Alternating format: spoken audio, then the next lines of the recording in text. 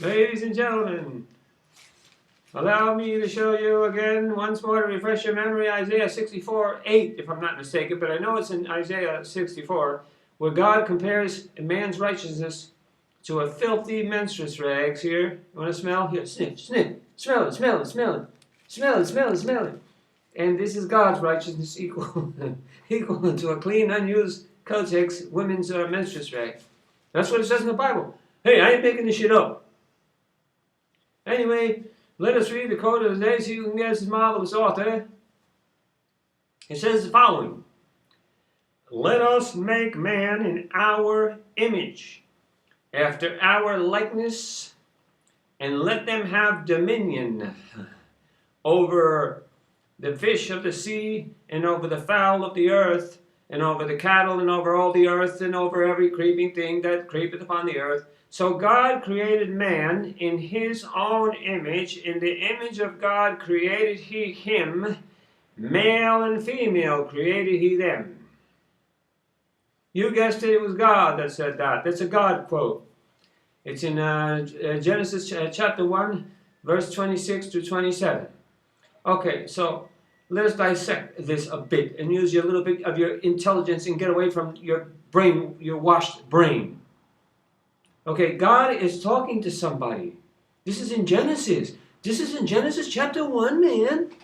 He's talking to somebody. He says, and God says, let us make man, which I interpret to mean mankind, humankind. Let us make man in our image, after our likeness, and our image, our likeness, and let them have dominion over the fish of the sea, blah, blah, blah.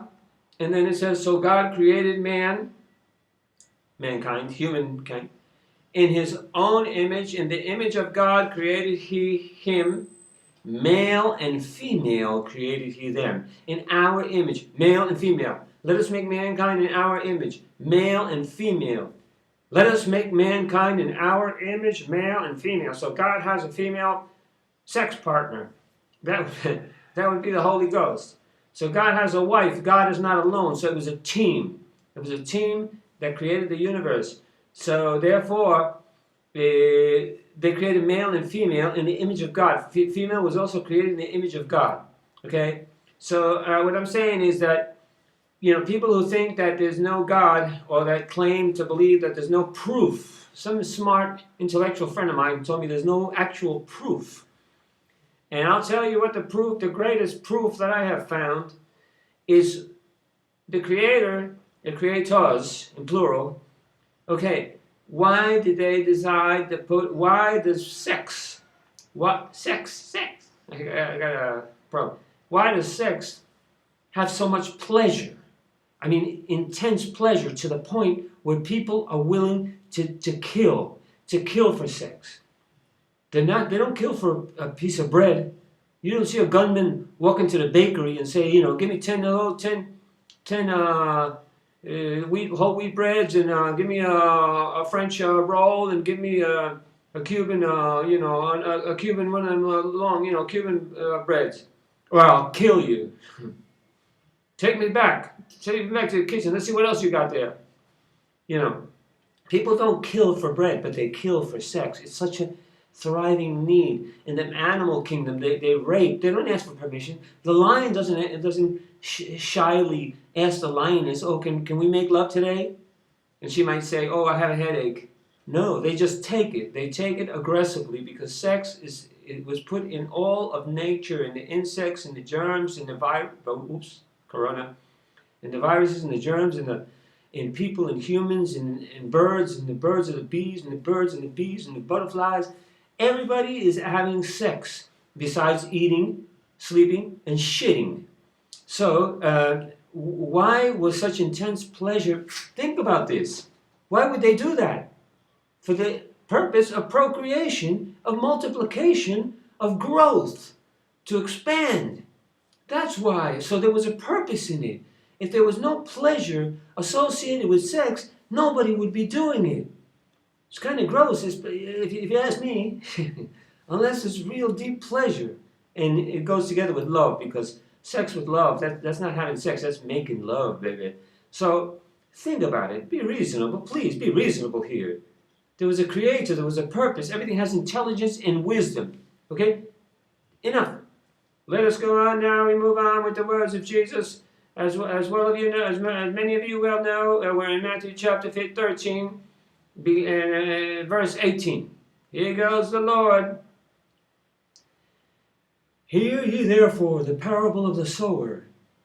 When anyone heareth the word of the kingdom, and understandeth it not, then cometh the wicked one, and catcheth away that which was sown in his heart. This is he which received seed by the wayside. But he that received the seed into stony places, the same is he that heareth the word, and anon with joy receiveth it. Yet hath he no root in himself, but dureth for a while. For when tribulation or persecution ariseth because of the word, by and by he is offended. He also that received the seed among the thorns is he that heareth the word, and the care of this world, and the deceitfulness of riches, choke the word, and he becometh unfruitful. But he that received seed into good ground is he that heareth the word, and understandeth it, which also beareth fruit, and bringeth forth some an hundredfold, some 60, some 30. That's a beautiful parable. Jesus was speaking always like as he was talking to children, because he said you must become as a child to enter into the kingdom of heaven. So it just shows you the different things that keeps people away from developing their spiritual life. You don't have to be a Christian. I never said you had to be a Christian. Be a spiritual person like me. And then you will understand. So there's different reasons, stony places, the heart was full of stones, a heart of stone, so the seed didn't really, the other person was too interested in the riches, the deceitfulness. Look, it says the deceitfulness of the cares of this world, the deceitfulness, the riches, they're deceiving.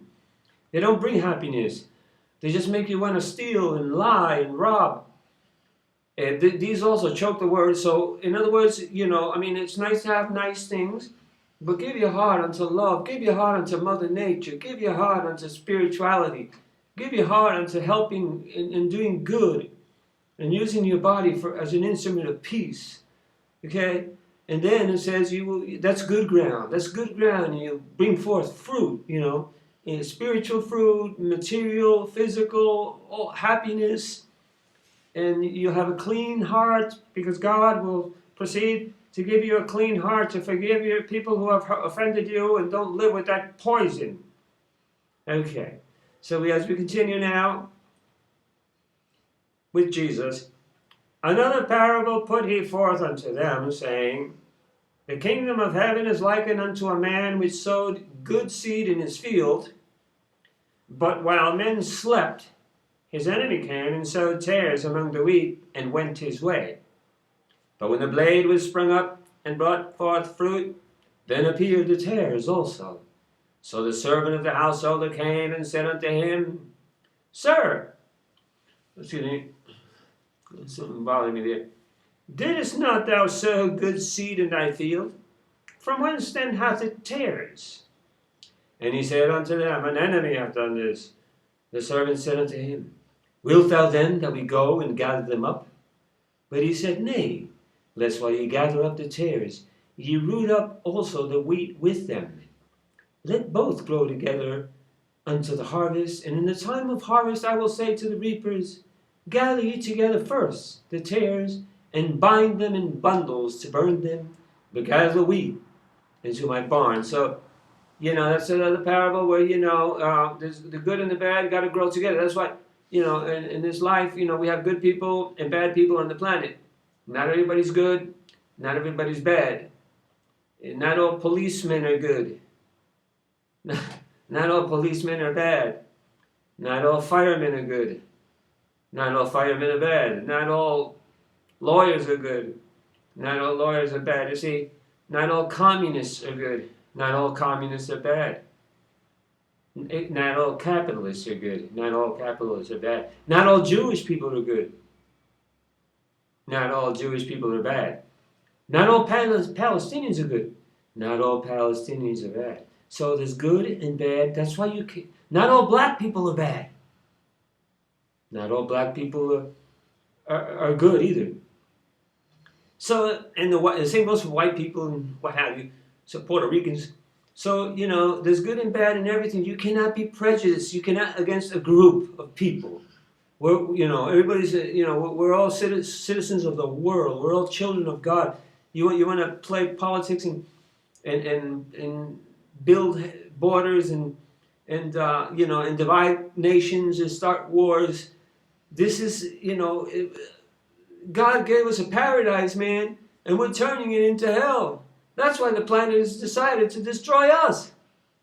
So thought, something that's been on my mind. Ladies and gentlemen, I must move on. So shortly we'll be back with more of Jesus. And I love you people. And be safe and be protected and walk wisely. And stay here to tell the story. Don't be a victim of the coronavirus or of the gangs and hoodlums that are roaming around uncontrolled on the streets. You know what I'm saying? Okay. I love you guys. Peace and love. Peace out. Blessings. Thanks.